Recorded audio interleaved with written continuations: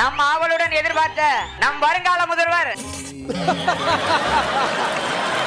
சரி, என்ன நடக்குது உங்க கூட்டணிக்குள்ள? எவ்வளவுதான் சீட்டு உறுதியாயிருக்கு? இதான் மேட்ரு.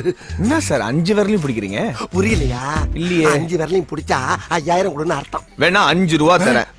ஒரு முட்டையும் பாலையும் நல்லா சாப்பிட்டு சந்தோஷமா இரு. ஃபிளாஷ்பேக். ரூல்ஸ் பிரகாரம் 12 கொடுக்கணுமா? சரி, 2 நீங்க வச்சுக்கிறீங்க, ஒன்னும் பிரச்சனை இல்ல. 10 கொடுங்க. கொடுத்தாத்தே நீங்க முதல்வர். நான் தான் சொல்றேன்ல. என் தலைவன் சிங்க வந்துட்டாடா. இவனை மட்டும் கார்கிலுக்கு ஒண்டி அனுப்புனா போகும்டா. பனிமலை எரிமலையா மாறும்டா. எங்க உரிமையை நாங்க கேட்கிறோம். ஒதுக்கலைன்னா வர்றத சந்தி.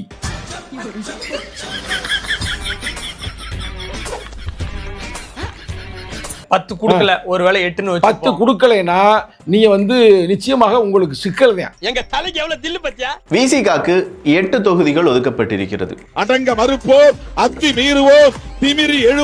தமிழக முதல்வர் தளபதி ஸ்டாலின் ஐயா அவர்களே, நான் உங்கள்கிட்ட சொல்றேன், உங்கள்ட்ட ஒன்றும் பிச்சை எடுக்கல. நாங்க ரைட்டா?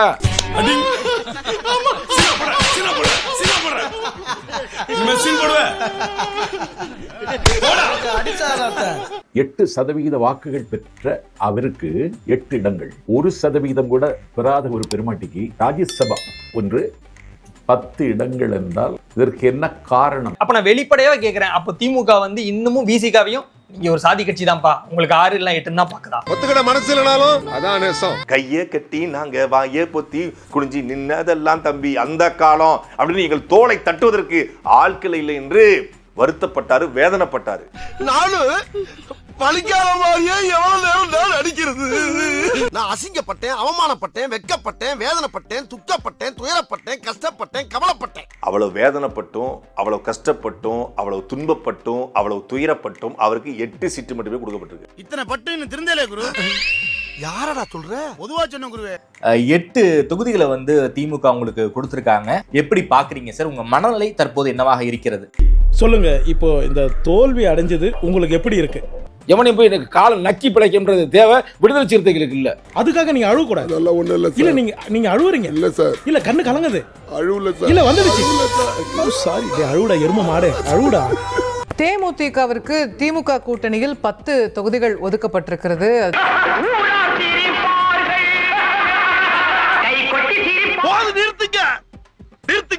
எங்களுக்கு ரொம்ப கேவலமா இருக்குங்க. அப்படின்னா விசிகாக்கு இரட்டை இலக்கு இடம்லாம் கொடுக்க மாட்டீங்க. அதுக்கு பதில் சொல்லுமா?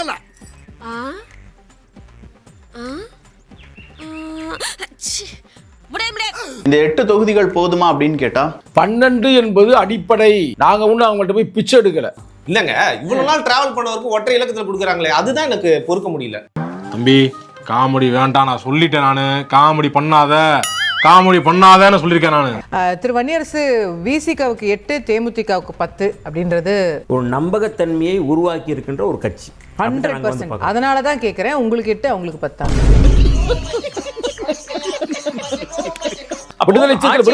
பொழுதே திமுகவுக்கு அந்த பயத்தை காட்டி இருந்தா அவங்க இன்னைக்கு உங்களை மதிக்க போறாங்க. அப்பெல்லாம் ஒண்ணும் பிரச்சனை இல்ல, இது கொள்கை கூட்டணி, நாங்க உங்க கூட தான் நிப்போம்னு நீங்க சப்போர்ட் பண்ணிட்டீங்க. யாரு வெளியே போனாலும் திருமாவளவன் வெளியே போக மாட்டாருன்ற அந்த அளவுக்கு நீங்க சொன்ன அந்த நம்பகத்தன்மை ஏற்படுத்தி இதை கொள்கையோடு டிராவல் பண்ணி இவ்வளவும் பண்ணி நேத்து தேமுதிகவுக்கு 10னா உங்க தொண்டர்கள் உங்களை கேள்வி கேட்க மாட்டாங்க. என்னங்க அது இப்படி ஆயி போச்சு? படுபாவிங்க எல்லாருமா சேர்ந்து உங்களை இந்த நிலைமை கொண்டு வந்து விட்டாங்களே. சும்மா டீ பண்ண கொடுத்து எங்களை ஏமாத்து நினைக்காதீங்க. நான் ஓப்பனா சொல்றேன். 12 தான் கேட்டிருந்தீங்க. வெளியே பேசும்போது 12 இருக்கு. 8 கொடுத்திருக்காங்க. இருந்தாலும் சின்ன மன வருத்தம் இருப்பதாக தான் நமக்கு தெரியுது. நீ பேசி இப்ப மன வருத்தத்தை அதிகமாக்கிறீங்க. எனக்கு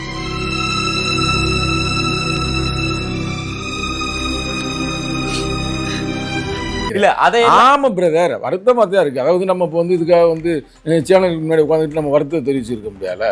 அத வேற ஞாபகப்படுத்திட்டீங்க. நெஞ்சமெல்லாம் பொண்ணா இருக்கு தம்பி, மறக்க முடியல. எமோஷனல் ஆகாதீங்க.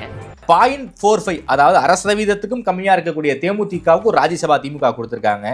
அப்படியே அந்த கொள்கையில உறுதியா இருக்கிற உங்களை நீங்க 6 இங்க 8 வாங்கிக்கங்கன்னு சொல்றாங்க. யானை மதம் பிடிச்சா யானை மதம் பிடிச்சா எப்படி உங்களை எல்லாத்தையும் காலி பண்ணுமோ? விடுங்கண்ணே. இல்லப்பா, அடிமேல் அடி விழுந்துட்டே இருக்குப்பா. எத்தனை அடியை தான் சமாளிப்பேன்? நான் ஓப்பனா என் சந்தேகத்தை வைக்கிறேன். நான் இது மனசுல எதுவும் கள்ளக்கபடத்தோட பேசல. எங்களை எல்லாரும் ஒண்ணு சேர்ந்து ஏமாத்துறீங்களா? ஏன் சார் அழுகுறீங்க சார்? சவுண்ட் வரலையே சார்? எல்லாரும் என்ன ஏமாத்துறாங்க. கலைஞர் காலத்துல 2001 வரலாறோட சொல்றேன், 2001 8 சீட்டு கணக்கு பண்ணி 25 வருஷத்துக்கு முன்னாடிங்க. 25 வருஷத்துக்கு முன்னாடியே 8 சீட்டு, 25 வருஷம் கழிச்சும் அதே 8 சீட்டு.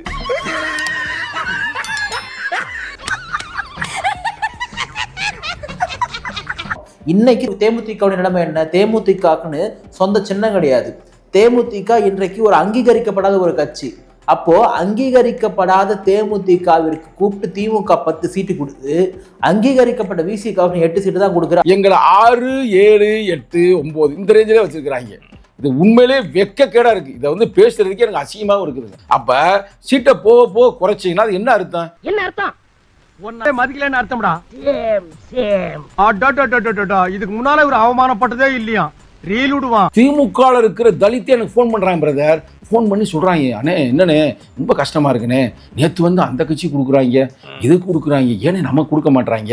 உள்ளபடியே தேமுதிகவுக்கு 10 தொகுதிகள் என்பது திமுக சரியா கையாண்டிருக்கு. அந்த 10 இடங்களும் வந்து 9 இடங்கள் வந்து திமுக நின்னாலும் தோத்துரும், யார் நின்னாலும் தோத்துறாங்க. அப்படியான ஒரு இடம். அதுல ஒரு 5 தள்ளி விட்டோம்னா தோக்குற இடத்த தானே கொடுக்குறோம். நீங்க ஒரு வில்லேஜ் விஞ்ஞானி பாஸ். என் மூஞ்சிக்கு முன்னால புகழாத, அது எனக்கு பிடிக்காது பாஸ். நீங்க ஒரு வில்லேஜ் விஞ்ஞானி பாஸ். 8 என்பதே எட்டிப்பிடி என்பதற்கான ஒரு சைகை தான். எங்கள் இலக்கை எட்டி பிடிப்பதற்கான ஒரு இடமாக இதை பார்க்கிறோம். எட்டுவோம், எங்கள் இலக்கை எட்டுவோம், வெற்றியை எட்டுவோம். நாங்கள் தமிழகத்தில் தவிர்க்க முடியாத ஒரு சக்தி என்பதை நிலைநாட்டுவோம். அப்ப திருமாவளவன் ஏமாத்திருக்க, ஏமாந்து போய் நிற்கிறார் திரும்ப. இன்றைக்கு உண்மையாகவே அண்ணன் திரும்ப இன்றைக்கு ஏமாற்றப்பட்டு ஏமாந்து போய் நிற்கிறார்.